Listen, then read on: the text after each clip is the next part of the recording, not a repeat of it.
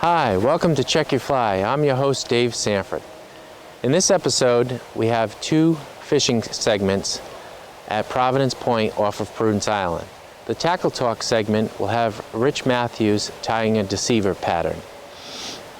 The Narragansett Bay features Mac Richardson from Save the Bay. He will be discussing eelgrass with the South Kingston High students. Lastly, we will be showcasing Rich Matthews in a fly tying workshop with the students of South Kingston High. Enjoy the show. What a beautiful morning we're having here. Fish are up top, bubbles all over the place, indicating there's a little hatch going on, a little crab hatch. We can show you that later on. I got a fish here, look, he's right up top here. We're fly fishing for him. Wait till he sees the boat. Yeah, and I'm stripping here again. Should put him on the reel. Look, there's another fish right with him, Mike. Too bad you have to have the camera in the end, huh? A lot of times when the fish get caught, the partner of the fish doesn't even know it, and they swim right along with it. Nice fish, nice fish. Here we go. Look at that. Woo-hoo-hoo! Stripping that line right out. I love it. What color fly are you using now, Dave? What do you have on? Olive clouser with a little bit of white deer here, and there's a little tiny crystal flash. I'm a firm believer that you need a little bit of flash there, and I don't like to put a lot. I put maybe like 4 strands on each side. And then the other thing that we found fishing out here too is we're using, look at this fish. There he goes. I gotta put him on the reel, I think.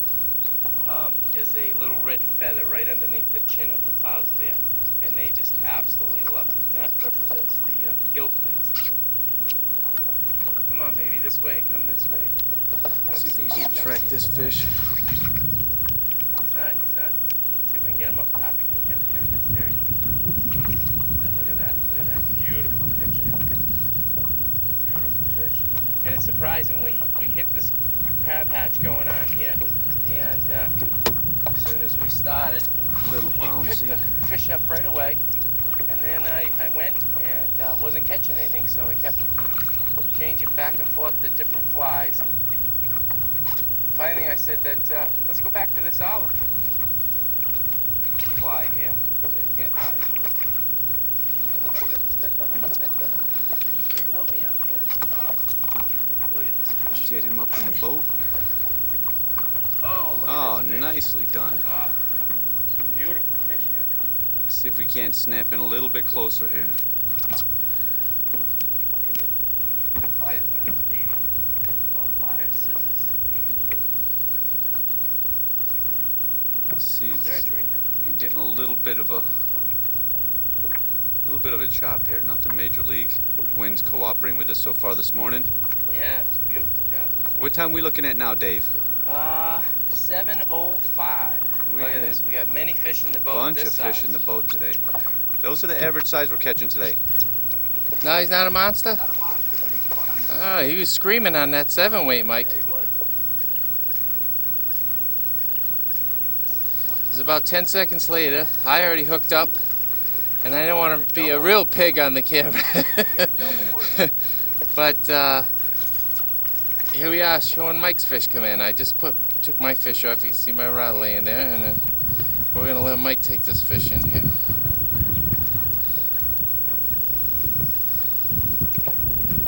Let me get that rod out of the way.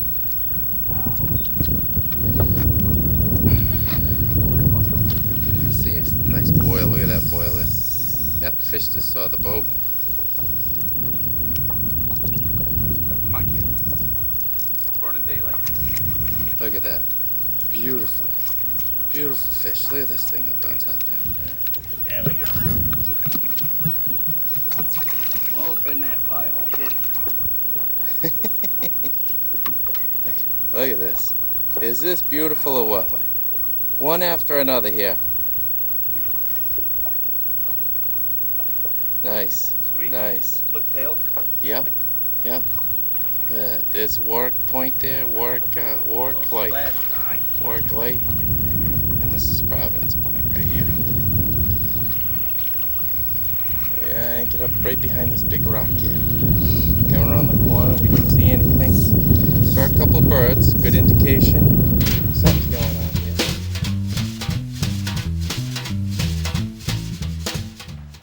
Welcome to Check Your Fly. I'm Dave Sanford and this is Rich Matthews. Today we're here tying deceivers. Rich is going to show us the art of tying a deceiver and he's going to make it look easy. All right, you all set? Yeah, I think we got everything. So I'm going to leave you be and you go do your thing. all right. Okay, first thing, bobbin and thread, very important. You don't want to use a standard bobbin. You want more of us have a magnum bobbin for saltwater flies. Again, you definitely want it ceramic lined so you don't cut your thread. Very important. And a nice sharp pair of scissors. Very, very, very important. All right, so we've got everything laid out in front of us, and we can start tying flies. First thing we're going to do, start up at behind the hook, the eye hook, the hook eye. Wrap it. Get a nice base of thread so the materials don't slide up and down over the side of the hook. Wrap it back to about just a little bit behind the point. Clip off our excess. Throw a little glue on there. If you're a production fly tyer, the glue area is, this whole glue thing, not necessary. As long as you tie it tight enough. All right, you've got your base on. Now it's time to pick some rooster neck feathers. Working with some nice stiff feathers, real pretty webby. Again, some people like to put 3, some people like to put 4, some people put 6. I think 3 is more than sufficient if you have a quality hackle. Left and right. Now it's time to just peel off that fuzzy stuff. Clip it. Give yourself some butt ends to work with. And it's time to lash it down. Again, onto the tips. Working, you should put it down directly on top of the hook. Give your first wrap. Make sure everything's not falling off the side. Again, nice easy wraps. And then once it's cinched down, then you can really lay into it. Again, don't cut them too short. If you can even leave the stems almost the length of the hook shank, that would be good too. Again, for a nice even body. You don't want lumps inside your flies. All right. Now that that's down, give yourself a nice even amount. Now we're going to put a little polar flash. It's what I like to put in there. It's real simple, easy stuff. Take a pinch off of it, probably maybe 10 or 15 pieces. Lay it right over the top of them. Just split the bunch in half. Just put it right in there and tie it in. Again, real simple tie. Make sure you got just about as much polar flash on one side as you do the other. Now body material. I'm using, it's like a prism tape. It's 1/16 of an inch thick. But it's entirely up to you. Again, use what you want to use. This just happens to be relatively durable stuff. I like to use Bill's Body Braid also. That's manufactured here in Rhode Island, but a little tougher stuff right here. Get yourself a piece. Bring your thread, after you've basically brought your thread back and you've tied this in, move your thread to about halfway up from where the back of the feather is to behind the eye. Put your body material in and wrap it back. Wrap it over it. This wrapping over it actually gives you, in case it does happen to fly off, or a fish does bite it or anything like that, you didn't grab the, you didn't tie it into just a little bit back here. That way it'll end up pulling off and peeling. So once you pull it back, wrap it forward all the way behind the eye.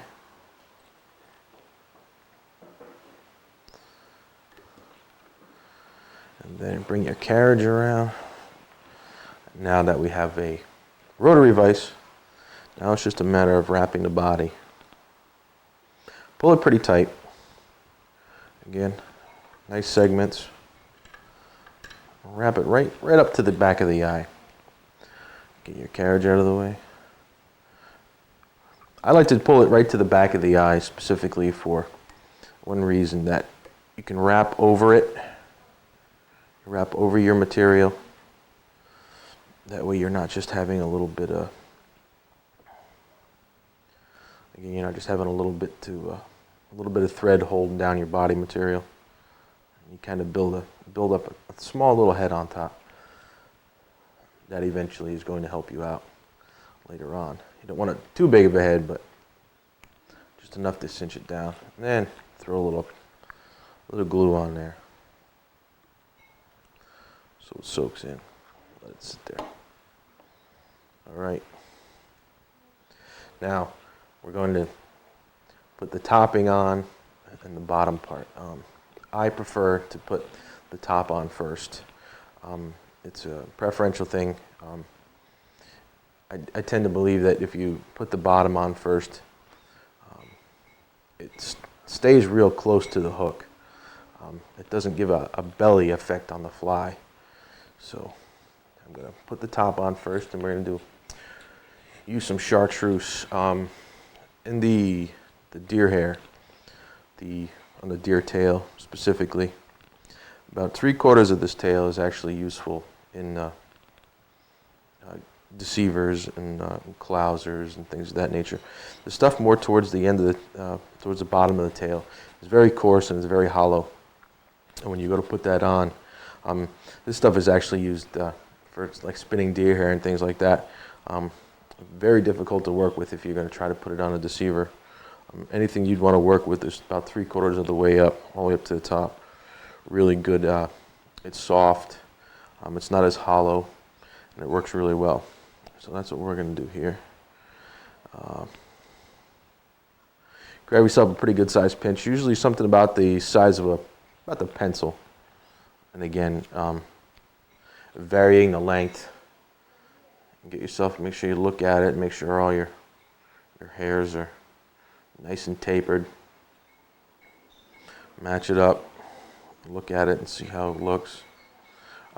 Some people tend to like to put it the full length. I don't care much for that. It doesn't look like a minnow or any type of bait fish. Again, the whole tapering aspect of once the deer hair is tapered here, you want the fly to look tapered. So this looks like we're going to take off about maybe 1/2 inch. So we'll cut a nice about 1/2 inch off of that. I'm going to put this right on top. Put a couple wraps in it. Put about 4 wraps in it. Now the butt ends are going to flare open. Take your thread and just put it right through the flares. 2 or 3 of them. Just right into it. Now you've got that done. Now you can start from the back end and just work your way forward, using your finger as a guide as the thread kind of falls off. It keeps nice even wraps. And this process is actually when you're wrapping, is crimping down the deer hair. The wraps that you made across and into it are actually locking into the deer hair, so it shouldn't fall out on you. And again, making a more durable deceiver. Some people, enjoy tying. Definitely, it's a good time. But if your flies fall apart, well, it's a good time to be back at the vise. But when you're out fishing, you don't want them to fall apart on you. Now, again, we have a rotary vise. Turn it upside down, and then we'll go with a white bottom. Again, working with 3/4 of up here. On the deer hair, sometimes you can get some tails you can get are longer, some are shorter. They all have different purposes in fly tying. So you wouldn't want to, for the bottom, you wouldn't want to take a really long hair and have to keep trimming it down. It'd be a waste of your product and a waste of your money. So find some deer hair or deer tails that are shorter, and then you can put that for the bottom. So that's what we're going to do. This one's actually relatively long, but there's some shorter pieces in here more towards the top of the tail, so we're going to use them. And again, don't be afraid to vary your lengths, and thicknesses, and things of that nature, because again, it's all about experimenting, and that's what you need to do. And again, with the making sure everything looks tapered, it's very important. Just trim off this little excess, unfortunately. Now, throw this on the bottom. Again, the same thing.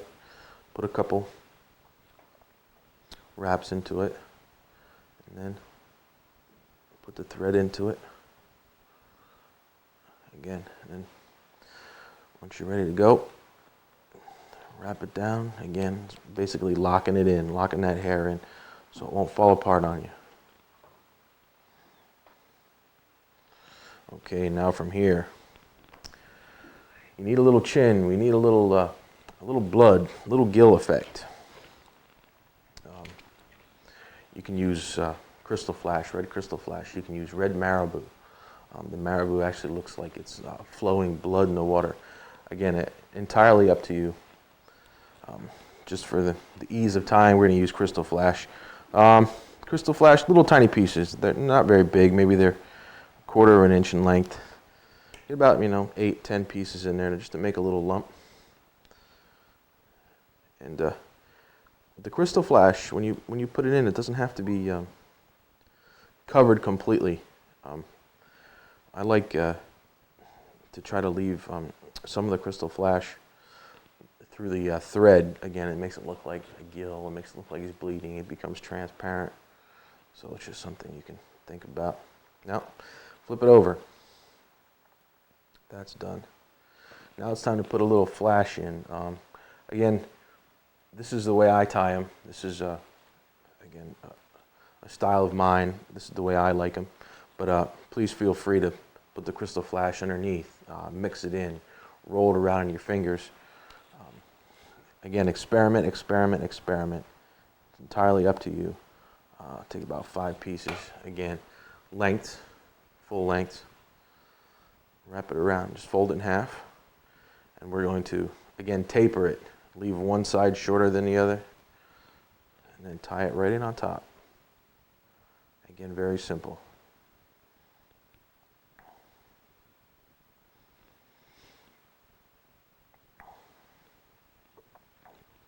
All right, a black crystal flash is going to go on. Again, the same way. 5 or 6 pieces, full length. Fold them back, kind of taper them a little bit, and wrap it in. Throw a little glue to keep your knots from unwrapping.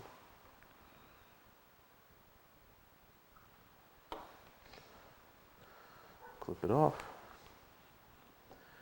Throw a pair of eyes on for you. Stick-on eyes, witchcraft eyes, molded plastic eyes. Again, a preferential thing, whichever you want to use. I just happen to like the molded stick-on ones, or even the tape ones. Sometimes your eyes don't stick. It happens because you have wax thread, and a lot of times the eyes won't stick to the wax.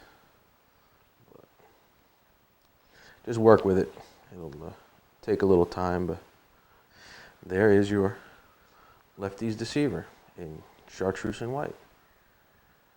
Take it out there and give it a shot, and good fishing to you.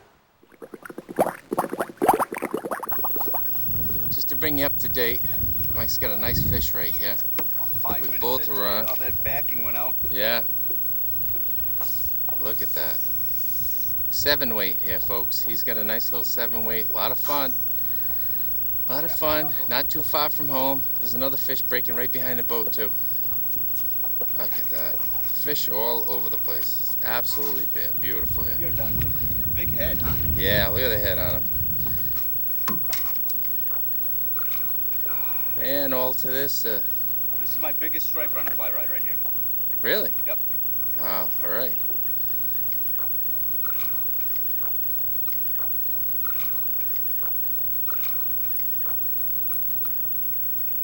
We gotta throw him back. He's still got another couple days to grow. Nice fish though. All right. There was a huge fish. We lost a big fish right behind the boat here. And we're gonna shut off for a couple of minutes and see if we can hit him again. How are we doing for time, Mike? 6:42, we have a half hour left. All right, baby. Go get him. Some money today.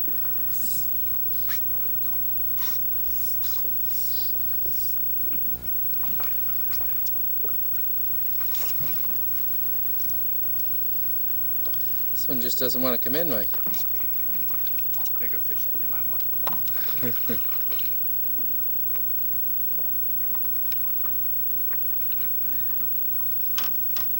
Nice fish.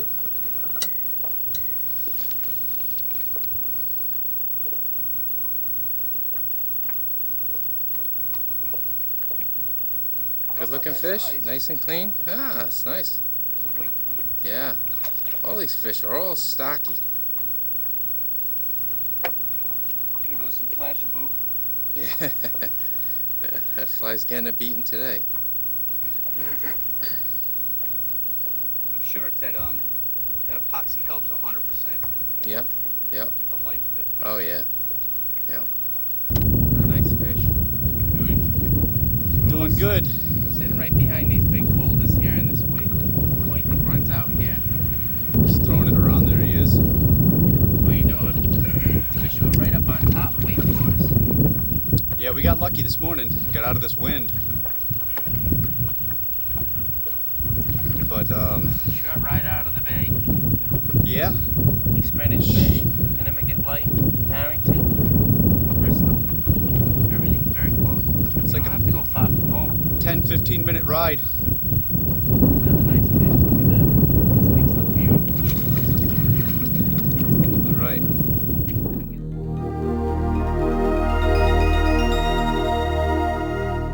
In this case, we're dealing with something we call eelgrass. And eelgrass is simply a marine grass that grows in our bay and other places around the world, in Europe, along the Pacific coast, many, many places around the world. A marine grass that operates the same way as other grasses do, like a rhizome. You know what a rhizome is? It's a stem that goes sideways and the blades come off, all right? And the roots go down. Eelgrass was very extensive in the bay. We found eelgrass beds many, many places in Narragansett Bay, all the way up from the mouth of the bay here, all the way up into Providence. Hundreds of years ago, it was all the way through the bay. In any shallow area, you found eelgrass. How much eelgrass do we have now? How big is the bay? Well, the bay is about, if you talk about acreage, it's about 96,000 acres. We estimate that there will be about 100 acres of eelgrass in the bay. Eelgrass beds are probably the richest habitat we can have in the bay. In this project, we are trying to restore the eelgrass, which has been wiped out in the bay due to excessive pollution, toxic materials, sewage, and so on, and see if we can get the eelgrass to grow again in places where it used to grow. There used to be eelgrass beds throughout all the many shallow regions of Greenwich Bay. Today, how much eelgrass is there? Not as much. Goose egg. Nothing. I can't find any eelgrass there at all. Zero. Eelgrass is an extremely important habitat because its cover, its structure, because it's growing as a blade and it's producing, what does it produce anyway? It produces oxygen by photosynthesis, all right, and what else? As the blade grows, it's food.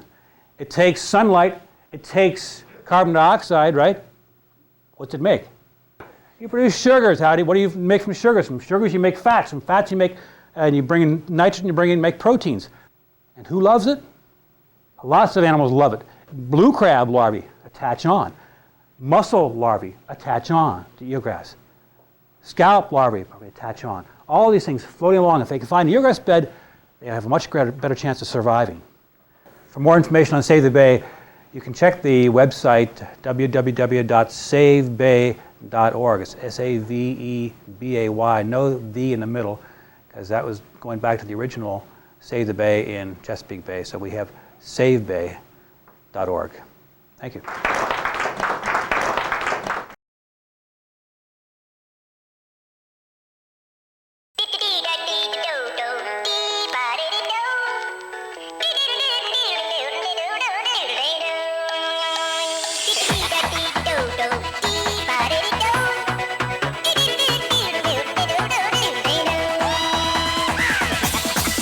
Here we go.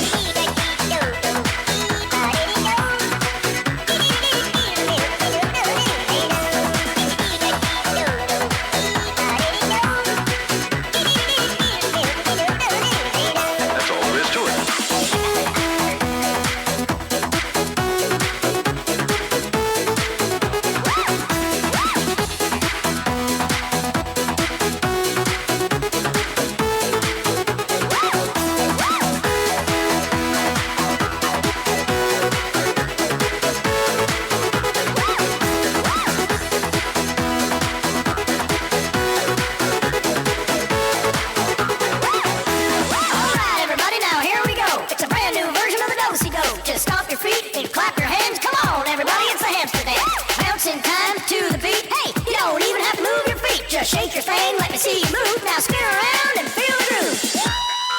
Let's try it.